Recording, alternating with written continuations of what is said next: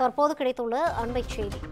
சபரிமலையில் துவாரபாலகர் சிலையில் நீதிமன்ற அனுமதியின்றி தங்க முலாம் பூசுவதற்கு கொண்டு செல்லப்பட்ட விவகாரத்தில் தற்போது நீதிமன்றம் சரமாரி பல்வேறு கேள்விகளை எழுப்பியிருக்கிறது.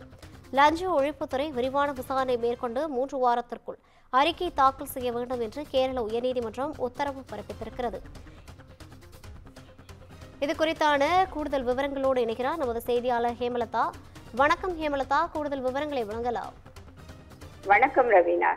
சபரிமலையில் உள்ள துவாரக பாலகர் சிலையில பாத்தீங்கன்னா இருக்கக்கூடிய தங்கம் முலாம் பாத்தீங்கன்னா அனுமதியின்றி அதை எடுத்து தற்பொழுது சென்னையில் உள்ள பழுதுபார்ப்பு பணிக்கு கொண்டு செல்லப்பட்டது. இந்த விவகாரம் தொடர்பாக சபரிமலையில் சிறப்பு ஆணையர் அளித்த அறிக்கையின் அடிப்படையில் தற்பொழுது கேரள உயர்நீதிமன்றம் வழக்கு பதிவு செய்து இது தொடர்பான விசாரணை நடைபெற்று வருகிறது. இது பெரும் சர்ச்சையை ஏற்படுத்தி சபரிமலையில் மேற்கொள்ளக்கூடிய அனைத்து பணிகளுமே கேரள உயர்நீதிமன்ற உத்தரவுப்படிதான் செய்யணும். அதாவது உயர்நீதிமன்றத்தின் அறிவுரைப்படிதான் மேற்கொள்ளப்பட வேண்டும். ஆனா இந்த விவகாரத்துல பாத்தீங்கன்னா உயர்நீதிமன்ற அனுமதி இல்லாம தங்க முலாம் பூசலுக்காக அந்த தகடுகள் தற்பொழுது எடுக்கப்பட்டு சென்னையில கொண்டு போய் பழுதுகாப்பு பணி நடைபெற்று வருது. இந்த தொடர்பான விசாரணை இன்றைக்கு கேரள உயர்நீதிமன்றத்தில் வந்தபோது பல கேள்விகளை நீதிமன்றம் எழுப்பியது.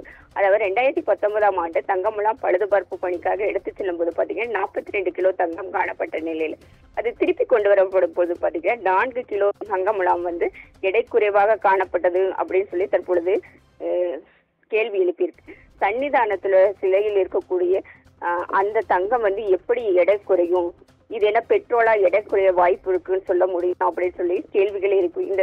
இந்த விவகாரம் தொடர்பாக தற்பொழுது பாத்தீங்கன்னா கேரளா உயர் நீதிமன்றம் பாத்தீங்க தேவசம் லஞ்ச ஒழிப்புத்துறைக்கு விரிவாக விசாரணை நடத்தி 3 வாரத்திற்குள்ள அறிக்கை சமர்ப்பிக்க வேண்டும் சொல்லி தற்பொழுது உத்தரவு. மேலும் பாத்தீங்கன்னா துவாரக பாலகர் சிலைக்கான பீடங்கள் சபரிமலை ஸ்ட்ராங் ரூமில் உள்ளதா அப்படின்னு சொல்லிட்டு பரிசோதனை செய்யவும் நீதிமன்றம் உத்தரவிட்டிருக்கு. இந்த விவகாரம் பாத்தீங்கன்னா தற்பொழுது சபரிமலையில ஒரு பெரும் பரபரப்பை ஏற்படுத்தியிருக்கு சொல்லலாம். ரவீனா, கூடுதல் விவரங்களை வழங்கியமைக்காக நன்றி ஹேமலதா.